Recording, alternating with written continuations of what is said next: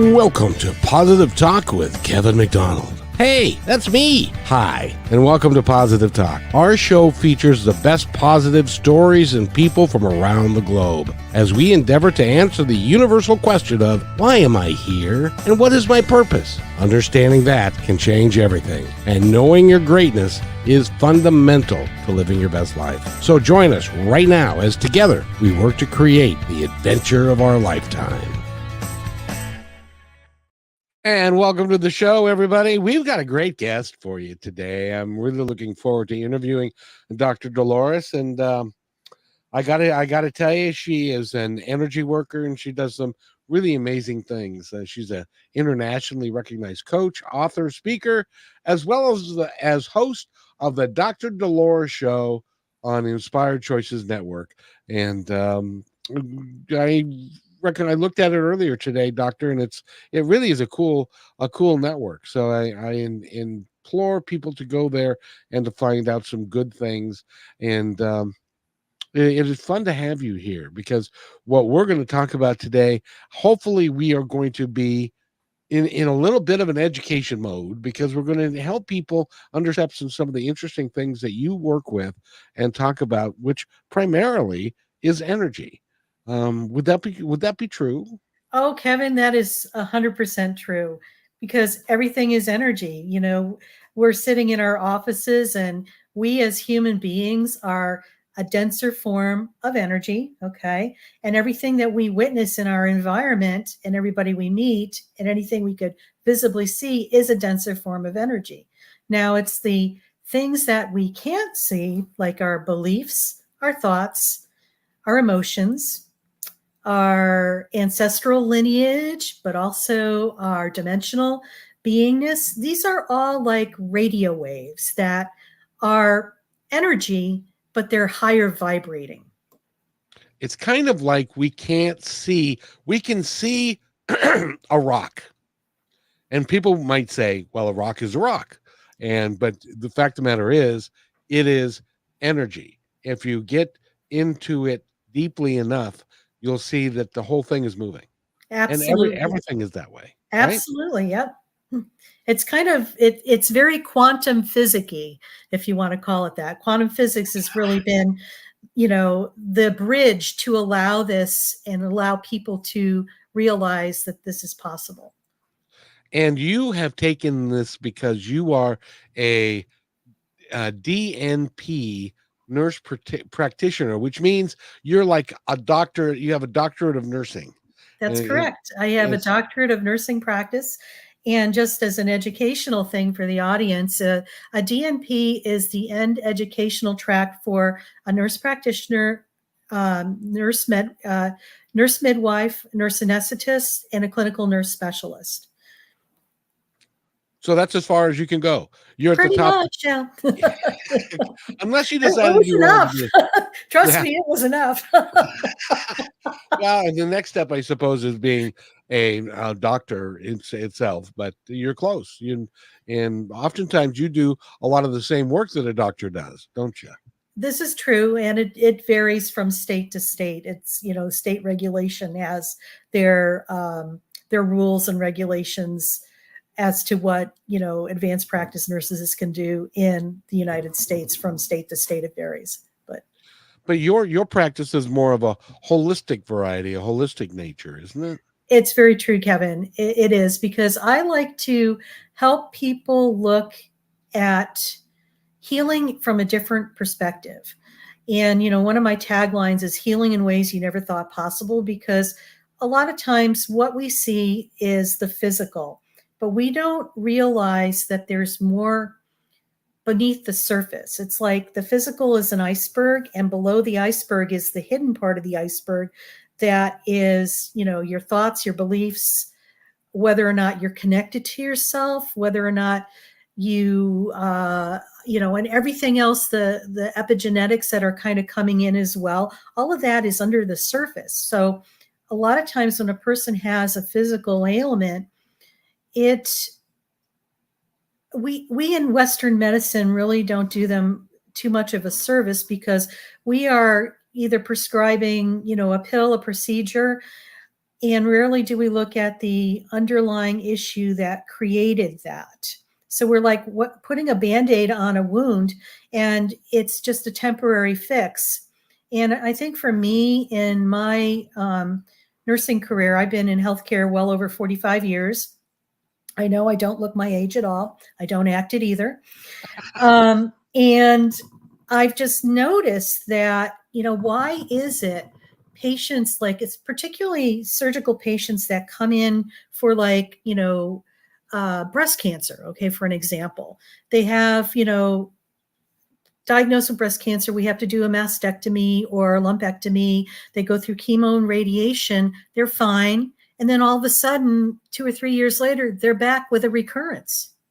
To me, that was like the biggest conundrum early on in my career. It's just like, so why does this keep happening? We're not addressing something. And I really took a deeper dive into that because I just felt like there was more going on than what we could see. And in order to better serve people, we need to really help them out. And first of all, make them aware that, number one, they could heal themselves.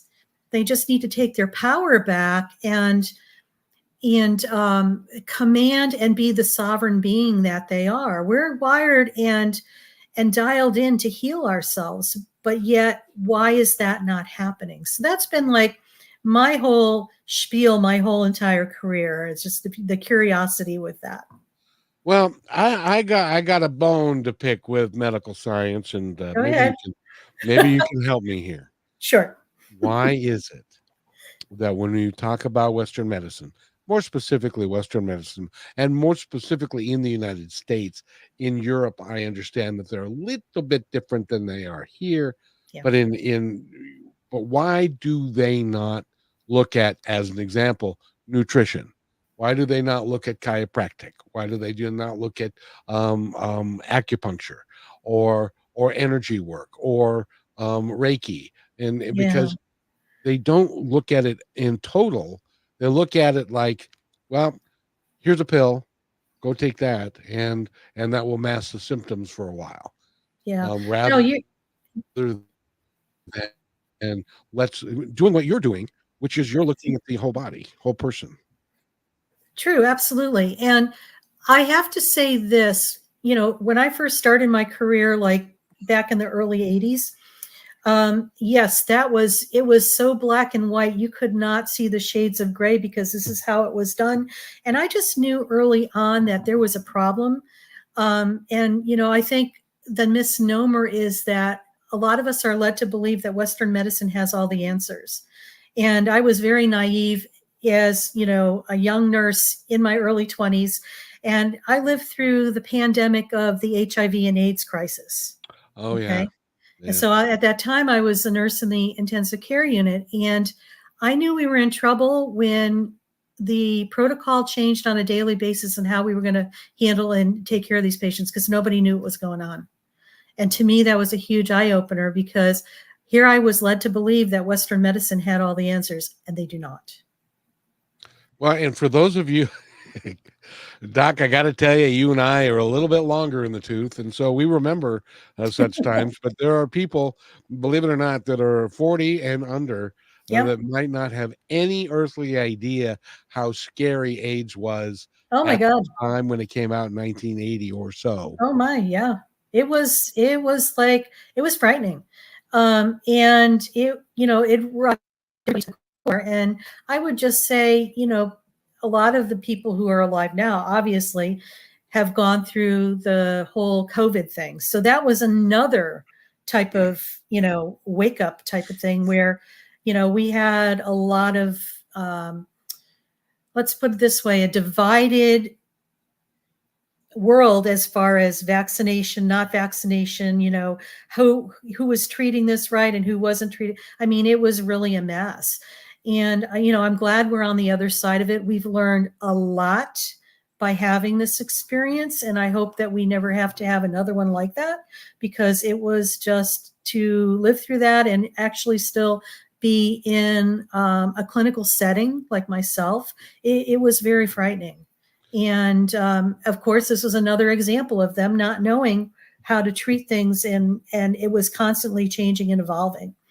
So to circle back to what we were talking about, like back in the early 80s, when I started my career, there wasn't the openness to other possibilities. And I think as time has progressed, what we've noticed is that people are not getting the answers that they need or the help that they need, and they're kind of going elsewhere to look for solutions. So I think Western medicine is starting to open up to that. And trust me, in the last 20 years moving forward, 20 years to the present time, I've noticed that it's a lot of things are more open and being accepted than they ever have been, which is I'm very optimistic about. We still have a ways to go, but I think in answering to some of your question as to why that is so,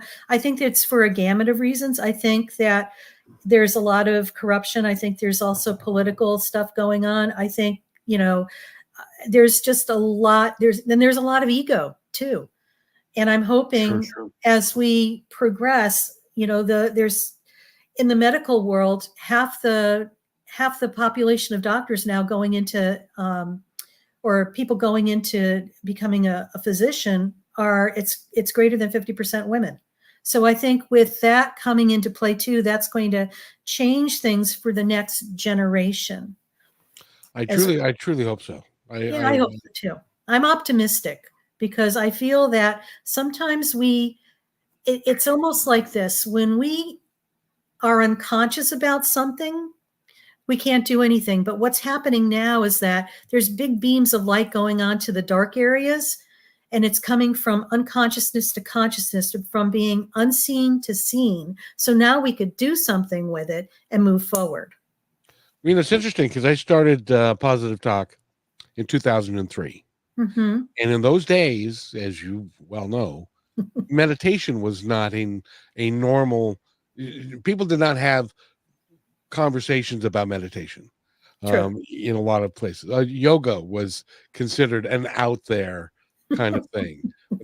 Stretching and eating healthy and all of those things were not necessarily considered like mainstream. Now they are, and a lot of people are learning how to eat better and stuff. But I wanted to circle back to where you were talking about breast cancer, and that people would have a reoccurrence of it. Was that because of their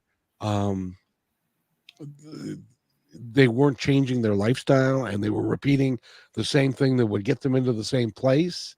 I have a few thoughts on that. I feel that sometimes that there's an emotional component to it, meaning that, sometimes our body, okay, just for an example, emotions are energetic responses. Okay. Right. That's the best way to do it. We label them as positive or negative. They're just,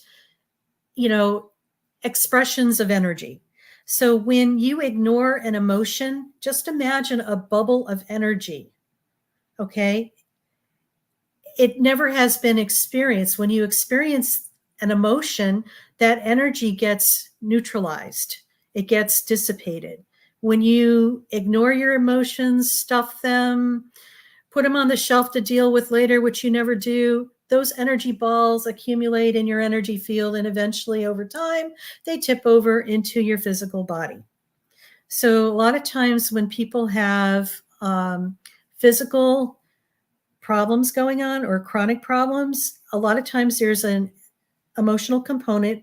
Either they're not experiencing their emotions, they dip their toe in and partially experience them. Maybe they've gone through a huge loss and haven't appropriately grieved, or, there's a lot going on there, but also it's what you say to yourself in the silence of your mind. Some of us are not very kind to ourselves. I would say most of us. So, I'm going to take this a step further because this, we're talking about education.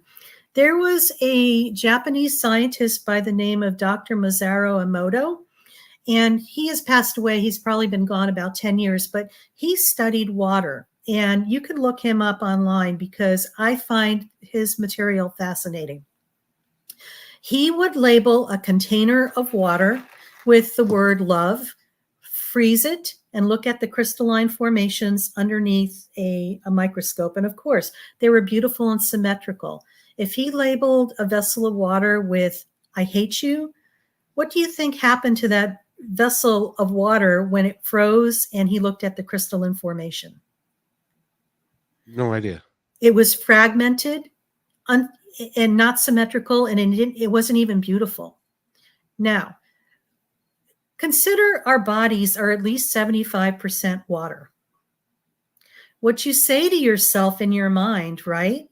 I'm not good enough. You're labeling the vessel, your body, with the word I'm not good, or the phrase I'm not good enough. What do you think it's doing to your physical chemistry of your body? It's rearranging it in a negative Yeah, way. exactly. And It's it's that simple. It's about being aware of what you're doing. it's interesting that you say that, because I had somebody else on the show, and I really encourage people to do this experiment. Take two um, potted plants, Yes. flowers. They are the same, and get them to be as close to each other as you can. And one of them you label with love and you put it in one room. The other one you label with hate, you put it in another room. And then whenever you go into the one that with love, you say positive affirmations and really nice things. The one that's labeled hate, you talk about hate, division, and fear, and on a negative side, and watch the difference between the two. You've heard of that experiment, I'm I sure. have, and it's just like, thank you for sharing that, because they actually did an experiment in a high school setting with the two identical plants and had them at different ends of the campus. And one end they were supposed to just say loving thoughts to it, and the other one just projecting the negative stuff. And of course, what do you think happened? The one that was getting all this love just thrived. The one that was getting all this hateful thing pretty much wilted and died. So, Yeah. I mean, this is really important, and this is so simple that this is something we can be aware of individually. It's up to us to shift that. Nobody else is going to do it for us. It all starts with us first. And it's a bigger thing than people think about, because, well, it's now coming to light that stress can cause a myriad of problems in your body, high blood pressure and heart disease and all kinds of stuff. But I think they have under looked at the total scope of it, because I think it's even bigger than what they think of it as. Is that true? Oh, Kevin, you're spot on 100%. I think there's so much that we innately know, but unfortunately, I'm going to just say Western medicine, they look at evidence based, which I mean, we know it was just like Columbus sailing the ocean blue. People told him the world is flat, you're going to fall off. And well, he went out and came back and the world was not flat.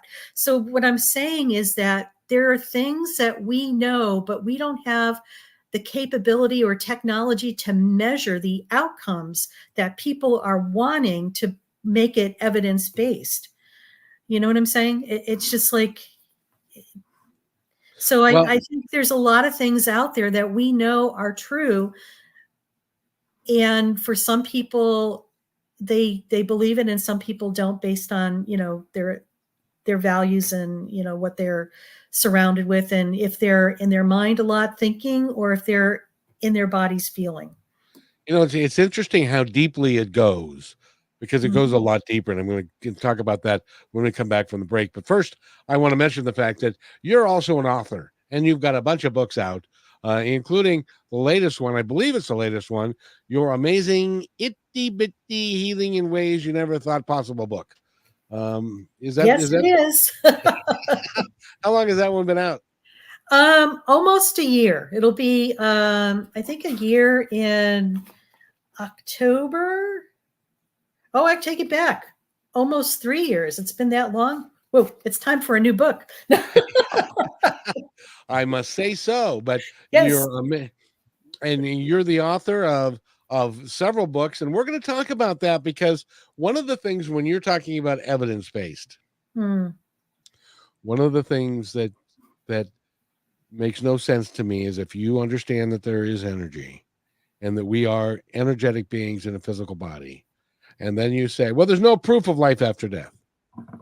Well, there is, and we Mhm. are living examples of that. But we, anyway, I want to talk about that when we come back, if you don't mind. On Absolutely, absolutely. And so you're listening to Positive Talk on the Brushwood Media Network, and we will be right back after this. Stay with us.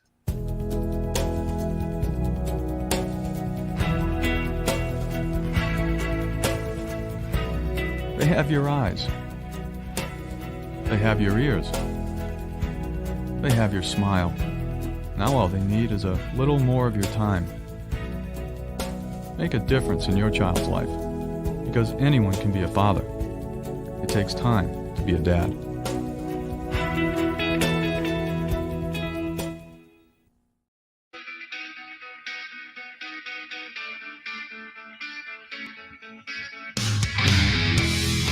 And speaking of music and vibrations, I just love that little piece right there.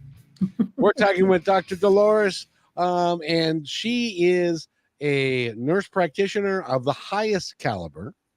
She does a lot of work with people. She does healing work, and she understands how energy works, and she works with people to do great things. And she's an author of how you can heal yourself when you never thought any of that was possible.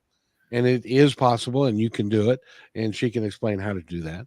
And one of the things that I wanted to touch base is um, there are people, scientific people, that say we don't have any proof that there's life after death.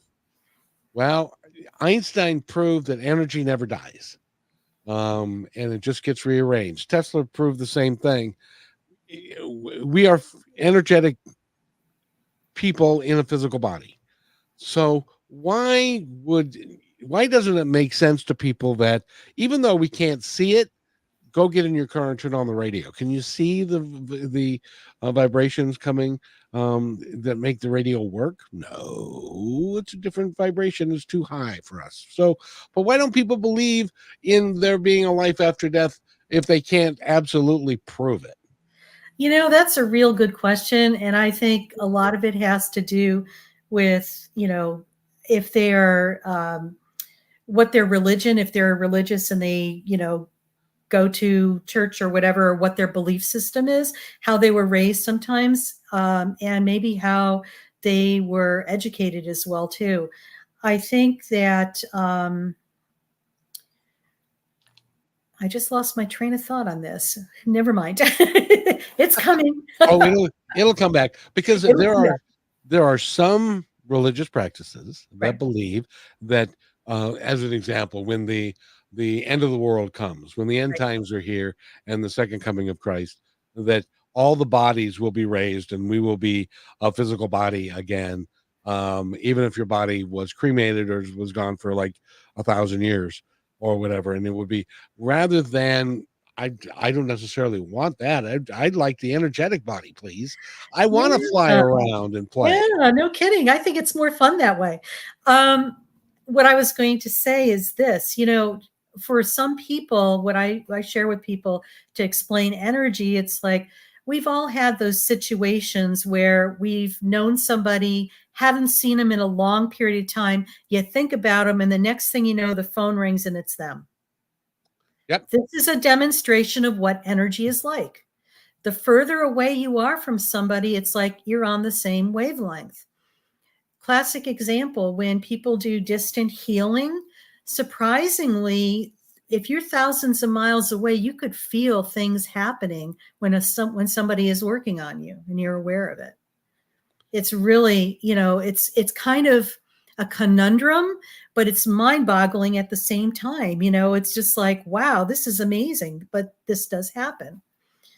I've talked to people and worked with people, psychic mediums, energy workers, Reiki workers, and they'll all tell you the same thing, that it's just that it is universal in concept. It's energy on a grand scale, and it isn't confined to a small itty bitty space. Unlike your book, The Amazing Itty Bitty Healing in Ways You Never Thought Possible book. But the energy that we all have is immense, and it can come from, you can heal people from a long ways away, Right. especially if they believe in it. Well, absolutely. And I'm a firm believer that I like to teach people how to heal themselves, because I think so many people give that power away to something outside of themselves. And be it like, it could be your intuition, your inner guidance. People have been taught that you can't listen or trust that, which is just counter to it, because we all know when you have that hunch about something and you ignore it, sometimes you live to pay the price, because you should have listened to yourself and you didn't. So it's about reintroducing people to trust the information that they're getting from within, and also, depending on that, to make the right decision for themselves, not for their husband, not for their kids, not for their neighbor, but for them. Okay. It's about stepping into your power and, doing the right thing for you by you. You're a sovereign being. We are all capable of healing ourselves. We are wired that way to heal. Well, And and I just want to make that point again, just real quick, is if you are if you're going to walk out, if you're walking out of your house, you're going to go to the store, right? And this little voice in your head says, don't forget your cell phone. And you think to yourself, oh, I'm just going to the store, I don't need my cell phone. And then something happens on the way to the store where you needed your cell phone, because your intuition is telling you, and that can be your guides, that could be your higher self, that could be God. I'm not beyond my pay grade, but it's something that is out there that is helping you negotiate what we call life in a much better way. And so if you're leaving your house and you get this little thought in your head that says, don't forget the cell phone, go get the cell phone and take it with you. There's a reason why that was said to you. Do you agree with that? I totally agree with that, because there are times, when you spend, like, Kevin, I'm sure you meditate quite a bit and you have like your daily practices that you do. It's like, I've been doing that type of, daily practice for decades. And to me, it's just tapping into the essence of who I am. I call it having a board meeting with the CEO of me. Exactly. And so I'm getting the divine download of what is happening for me today. And then I go into divine doing. And so I don't waste any time, but it's just a lot of times what I do as a preference is like, show me, I'll say before I go to, show me my next steps. And they will usually show me my next steps of what I need to do. And I go and do that. So I think when people start living from that, trusting that, and relying on that without giving their power away to something outside of themselves, this is where you're going to be able to create more calm within yourself in a chaotic world, more certainty within yourself in an uncertain world. Exactly. Now, I would like to ask you this. See, I want you to tell me, since you're almost a doctor and you're a medical practitioner, I want you to tell me whether I need to be on medication. And that is this. I believe that I have guides on the other side that guide me, that help me. But in order for me to activate their help, I have to want it. I have to say it I have to say to them, basically, okay, this is what I want. And then it's up to, I don't know how you're going to make this happen. but it's up to you to make it happen.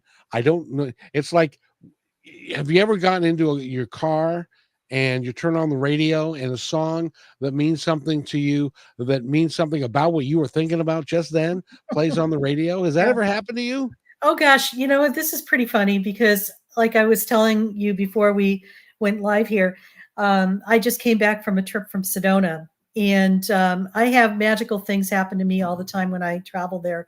In fact, one time I had made a decision to leave a certain situation in my life, and I went into the store, and the music that was playing was Sia's Unstoppable. And I was like, yes, yes, yes. And I hadn't heard that song in years. Okay. Yeah. Yeah. I like to tell a story of, and we need to take a quick break, but I like to tell a story of in the Safeway parking lot. I was Mm-hmm. getting into my car and a lady comes up to me and says, "Sir, do you have a couple of dollars? I really would like to buy a loaf of bread." And I said, she seemed nice. So I looked at my wallet. All I had was a 20. And so I said, "Well, I'll give you the 20." So I said, "Oh, what the heck?" So I gave her the 20. And she said, "Oh, thank you. Now we can get cheese and make grilled cheese sandwiches." And it really kind of touched my heart. So I get in the car, turn on the car, and there's a song by I forget the name of the band. It'll come to me, but it was called "Give a Little Bit." Give a little bit. That's the one. Yeah. Yes. So it was like, and I just was there when I turned it on. So it was like their confirmation to me. This is how I took it. So this is where I'm asking you if I need medication. This is their confirmation to me that what I did was the right thing and they approved. Totally. Signs are everywhere. We just have to be aware enough and awake enough to see them. And in regards to what you're talking about, medication, I always tell people to trust their instincts on something. Okay. If you feel like you're leaning towards that, by all means, go and do it. Also, the thing to remember too, when asking for, first of all, I'm going to back up. We all think that we're the Lone Ranger and we have to do it all ourselves. Okay. True. So That is so true. that is the truth. And many of us just forget to ask for help, be it here on physical earth or even in another dimension. The angels, saints, and guides are there for us. They cannot intervene on our behalf unless they're invited in. We have to ask them. So ask away, because they're really kind of waiting for us to, invite them to come in or ask them for assistance. We're here because of free will, so they cannot intervene unless we ask. Oh, that's beautiful. That's really true. We're Yeah. talking with Dr. Dolores Fazzino. Fazzino, yeah? Yes, Fazzino, you said that right. Perfect. And she's got several books out. She's a speaker. She's got a podcast. We're going to get into all that when we come back. We need to take a quick break from this. And by the way, even the Lone Ranger had Tonto. We'll be right back. You're listening to Brushwood Media Network, the best in syndicated talk, news, and entertainment shows. As you go about your daily life, look closer. As you gather with family and friends who love and support you, look closer. There are youth right in your community who don't have the home, warmth, and healing you have. So look closer.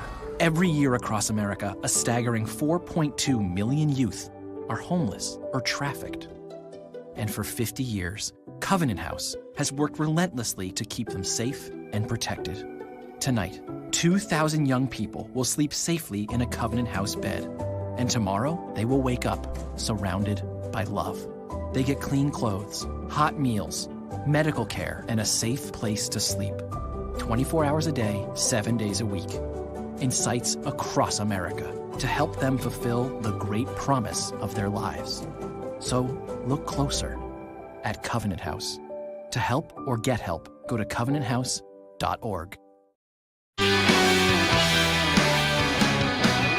And Welcome back to Positive Talk with Kevin McDonald. Tonto, let's see. King of Wasabi, white man. I can't remember. Anyway, Lone Ranger and Tonto, yes. and his horse Trigger, I think. No, that was never mind. Was it? There was his Hi-O Silver away. It was Silver. That's it. Yeah. That's it. Yeah. And but we all have all the help that we need to do whatever it is that we choose to do. We just have to access it and then follow through with it. At least that's my humble opinion. What do you think? I totally agree with that. I also think too that sometimes we forget that we have everything that we need within ourselves, and everything we want is there for us. We either don't believe it, or we're disconnected from that, or maybe it's vibrating at a higher frequency and we're down here at a lower one. And it's like, all we have to do is be open enough and raise our frequency enough so we can match what's there for us. Everything is there that we ever wanted for ourselves. Either we don't believe in it, or we're not vibrating high enough, or we are being bogged down by a lot of heaviness, of energies that, emotions that have never been experienced, or, sometimes we hold grudges, or sometimes there's no self-forgiveness and all this other stuff. Those things that we don't address have a tendency to keep us weighted down and prevent us from moving forward.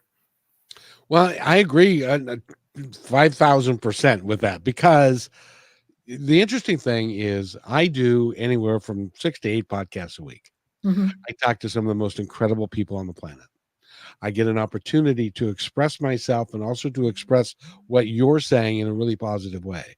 And every time I can be tired, I can be exhausted, I can be in a bad mood. But when I do these, I'm in a great mood. My energy comes up, and I think, I love your opinion. I think it's because in my mind, in my intuition, and that I'm following my purpose. And Positive Talk is why I'm here. This is what I'm here to do, and I'm here to get the word out in a positive way that we can all do better and we can all have a great life. And I depend upon people like you to help that happen. So I'm feeding off your energy is what I'm doing. Well, and the other thing too is, like, when healers are working, especially like some new healers and stuff like that, they are forcing the energy and they get exhausted. If you're just allowing the energy to flow through you and out of you, it's like you will be more energized than you could imagine, because you're actually getting a dose of it as well. You don't do the healing. You are the conduit, and allows that energy to flow through you. And so, Kevin, I think you're the conduit or the channel for allowing that energy to come through, and we all feed each other, basically. And by the way, the energy alone will keep you younger and happier and healthier. Now, if you could get rid of some of the things, like, I don't know, too much sugar or some of the other things that would be helpful, but I really think that having a positive, energetic feeling and movement about yourself will help you to a great degree, regardless of some of the outside factors. What do you think? I agree with you. I feel that as people start working on themselves, it's almost like they go through a rejuvenation process, and they appear much younger, more relaxed, and actually that sets the stage for projecting them into more of a healthy physicality as well. I feel that a lot of people who have done a lot of work on themselves hide their age very well. Okay, meaning that it's like they go through a youthing process, and it's like their aging reverses because of that. Certainly the aging that we have in our mind, and how we think about things. And because when have you ever, I know that you've been around old people and stuff, the people that they get older, and their face naturally turns down, and Yeah. used to be a smile, now there's this frown, and now it's never happy, and everything's bad, and yeah, it's that's not a good way to live, and it also shortens your life, I think. Oh, I think it ages you Yeah. because it's like it's like a snowball running, rolling down a hill, and it ends up getting momentum, and it just keeps carrying on, and it gets heavier and heavier and heavier, and it's a big, ball of snow at the end. Yeah, And don't they say that it takes more muscle? You're a nurse. It takes more muscles to frown than it does to smile. Is that true? that's true. And, I think, people should experiment with this. It's just like if you go around with a smile on your face, just see what the world looks like for you. Because it's like you know, people will smile back at you. It's really interesting. And I always like to tell people, experiment with this. Don't take it for granted. Do it yourself and just witness that. And it's just like there'll be more and more things to smile about, you know. Oh, I couldn't agree. I couldn't agree more again. So far we you and I are of one mind, but I have That's to there tell you this. go. I have to tell this real quick because it is so true, and I've told it before. So if you're listening to this again, just listen to it like with new ears. Okay, I drove a bus for 12 years in Seattle, a King County Metro bus, a 60-foot bus. And there are at any given time there are 1,200 buses on the road. That means you have 1,200 drivers. Most of them are very unhappy because they don't like their job, because they hate driving the bus, but they do it because they've got golden handcuffs. They make enough money and they can't get rid of it, and so they're not. So the beneficiary of that are the people that ride the bus, because that makes them very unhappy. They're unhappy. The bus people are on the riders are unhappy, and it creates a very negative um, energetic system. Yeah. On the other hand, if you say hello to everybody with a smile on your face as they get on your bus, whether they can pay the fare or not, doesn't matter. And you're going to be nice to them, and you make it a point to say hello to everybody. What I found was I could by myself dictate the energetic level of the bus and how people were feeling about themselves and about each other. It really was a remarkable experiment, and so I learned that energy is a big deal, and it's maybe one of the biggest deals that we have in our existence. What do you think? Oh, totally true. And I'm going to just piggyback and share a story from my professional life. I also assist in surgery as as an assistant surgeon. Anyway, I've been doing that for years. And when you're in a surgical suite, the patient's at its most vulnerable state. They're anesthetized, so they're really looking. When you're there, you're the person's eyes, ears, and mouth, basically, and you're the advocate for them. And interestingly enough, everything is energy. That patient, even though they're anesthetized, they are very aware in that room energetically of what's going on. So why would you want to have a fight with, somebody that you're working with there, or having, music that's not pleasant, or, just showing up to work in a real crappy mood? Because it's energy. It affects that person. And we owe that to that person to be in a real good state of mind, so the energy is good in the room, so they have good outcomes. We know this for a fact, that if there is a bad outcome, a lot of times there was some other things going on in the room that probably were not of the most positive experience, because it's That energy. is amazing. But it's the truth.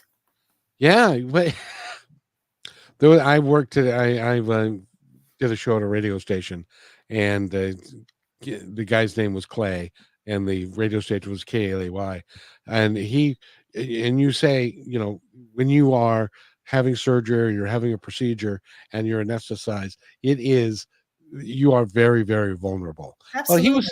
he was having a colonoscopy and he died on the table.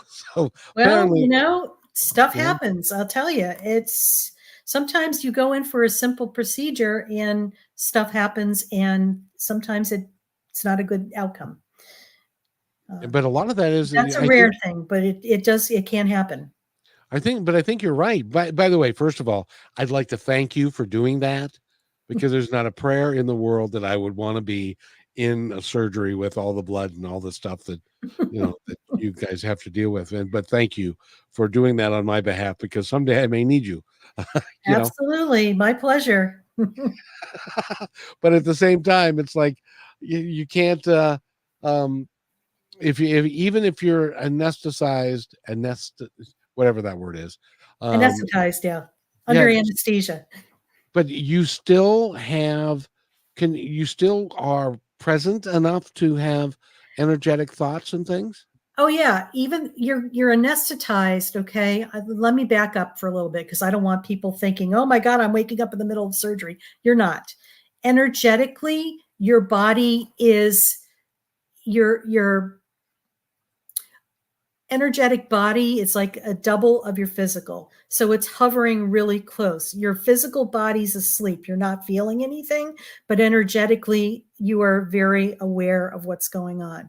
So it's vibration and frequency. So you're still, because you're unconscious doesn't mean that you're completely out and you're not going to have any recall. On a different level, okay, energetically, your body's still an energy body. You are going to be sensitive to what is going on in the environment.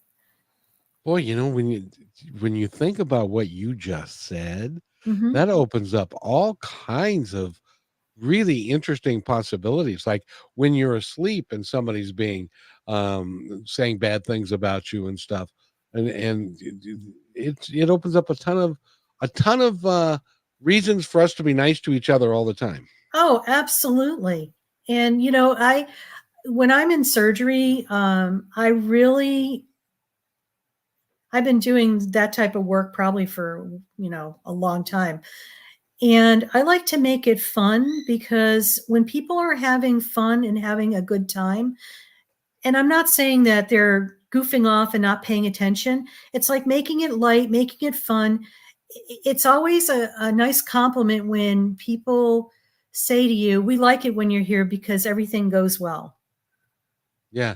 And so, because the thing is, to me, it's about making it fun and light, and not, going down, the rabbit hole of, woe is me or whatever. It's just like keeping the energy light light and bright, if you want to call it, so the patient does well, because we know that that is true. They do better when, the atmosphere is good and, people are happy. And it's not that we're goofing off and not paying attention. It's that, it just kind of goes with the flow. It's a higher vibration, and it allows things to move quicker and more in alignment. I got to ask you about that, because we're talking about energy, and energy is a great big deal.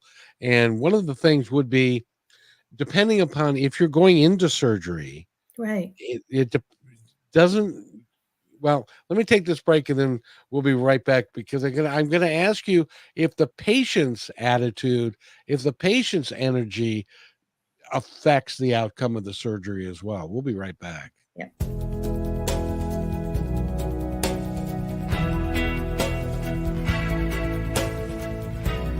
They have your eyes.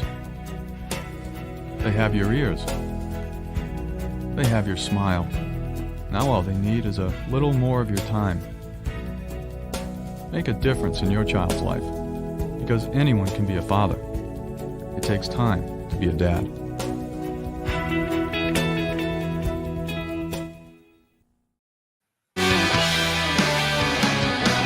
And welcome back to Positive Talk with Kevin McDonald. I know. I played that one twice. I hit the wrong button. So there. Just leave me alone. So there you go. Yeah. Just one of those things. Okay, I've proven it again. I'm human. But okay. But I wanted to ask you, because this interests me a great deal. If you are going in, and I get the fact that surgery can be scary, and you can have some real negative thoughts around it and stuff. But if you can figure out a way to approach it, maybe listening to music, maybe listening to a comedy sketch, maybe, I don't know, but keeping your energy up, keeping it positive, and the outcome's going to be great. Doesn't sometimes that help? Or I would think it would have to help, wouldn't it? Oh yeah, definitely, Kevin, for sure. Your attitude is everything.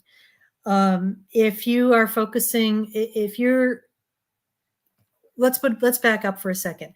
We are incredible manifestors. Okay, we manifest. A lot of times we manifest things we don't want because guess what? We are focusing on it. And when you focus on something, whether it's positive or negative, I'm going to have a bad outcome. I'm going to have a bad outcome. Guess what you're going to create? I'm going to have a bad outcome. So it's about having the right mindset, but also in getting support if you need it. There's people like myself that actually help people get prepared for surgery. I have a coaching program that I offer people too. And it's about getting in the right mindset. And I also put together a guided meditation for them for listening before they actually have surgery on a daily basis. And they listen to it during surgery because your mind doesn't know any different from, what you're implementing into it. So why not give it positive thoughts? And, I'm doing well post-op. My doctors are very happy with my progress. I healed faster than they anticipated, those type of suggestions. Those really are helpful for the person. Now, I also want to address this too. Sometimes people feel things like that spiny sense that they shouldn't do something. And if they feel that way, I strongly suggest that they maybe not do the surgery and just wait. Because, sometimes when things are like that, you have this gut feeling that you shouldn't be doing something, but you do it anyway. And maybe it's not because you're scared, because something feels off about it. Please trust that, because it's actually usually accurate. That's that intuitive part of ourselves that sometimes we ignore because we talk ourselves out of it, but in essence is the truth. Well, I can just imagine the how you do that would be like, okay, we're going to schedule you for surgery this day, and it's 3 weeks or a month in advance, and then that day comes, and so now it's a surgery, and then you don't feel right about it, but you go through with it because you're not going to get in for another 6 weeks or 8 weeks or whatever. So you don't listen to yourself, and then you go through with the surgery. So I can see how that could happen. Yeah. Oh yeah, yeah. So sometimes, it's just like I always tell people, it's like trust your gut on things. If something doesn't feel like it's 100%, then don't do it. Because it's like when you show up half baked for something, it ends up being half baked because of the intention. You know what I'm saying? And so you're feeling that. Oh yeah. So it's all about feel. It's energy. It's about feel. Yeah. I've had several surgeries, and Mm-hmm. I now play a game. I play a game with the anesthesiologist. It's like when he says, okay, because they already have the IV in and stuff, and I say, okay, you say when, and then I'm going to count, and then I'm going to see how far I can count before I fall asleep, Yeah. and stuff, and to make a game of it, to make it light. Now they may think I'm kind of weird, but it's a way for me to keep my energy up and to understand that everything's going to be okay. And the cool thing is when you get to our perspective, that everything's going to be just fine. Even if your physical body dies, you're still going to be just fine. That is Absolutely. Yeah.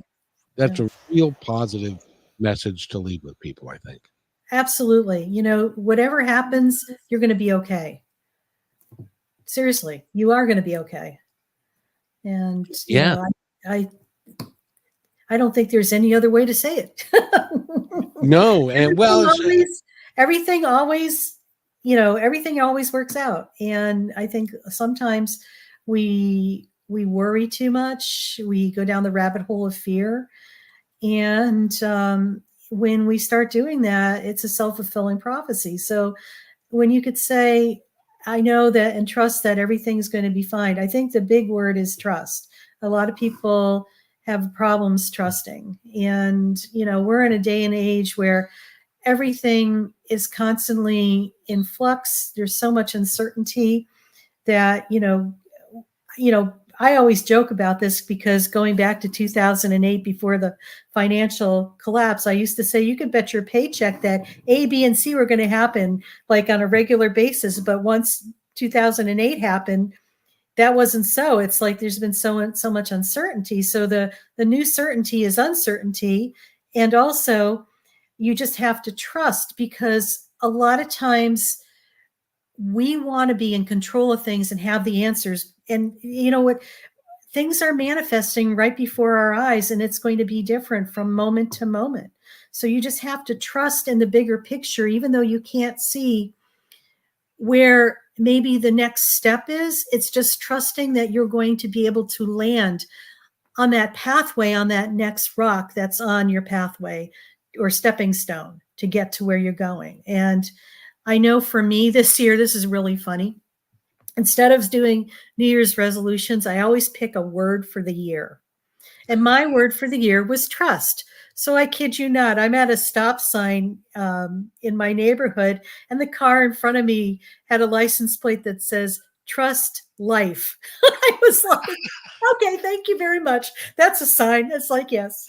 Yep. You got the sign that you needed to verify what was actually being done. So Absolutely. So it's about trust. And, I invite people just to focus on the word trust, not how to figure out how to do trust. Just trust has a vibration to it. Just focus on that and feel that, and just know that, okay, the universe has got my back. it is my favorite word in the English language is trust. Mm-hmm. Because if you trust, then it affects everything. By the way, we've been talking with Dr. Dolores Fazzino, and you said that's right, I think. Fazzino, You said it right. Okay, good. I always worry about such things. And if somebody wants to get a hold of you, how do they do it? And you can get your books. So you can go to Dr. DoloresFazzino.com, and you can find out everything. How else can they get a hold of you if they want to work with They you? could email me at Dolores@drdoloresfazzino.com.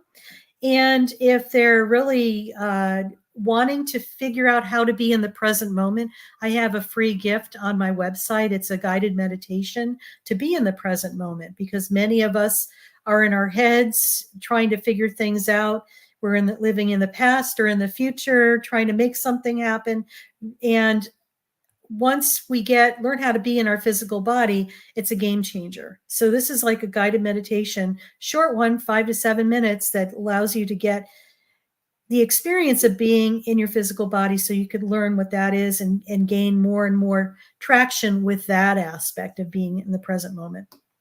Doesn't take weeks or months or years to be in meditation. You can get it done in 5 to 7 minutes if you do it on a regular basis, and you really follow the steps to be quiet and to let things just unfold for you. It is great. Will you come back and see me again? I would be happy to, Kevin. I would love, because there's so much more I'd love to discuss with you. Absolutely. It would be my pleasure. You are so, you do so much that I think that my listeners would clearly love to have you on. So I want to thank you for being here, and we'll see you next time. Okay. And thank you, everybody.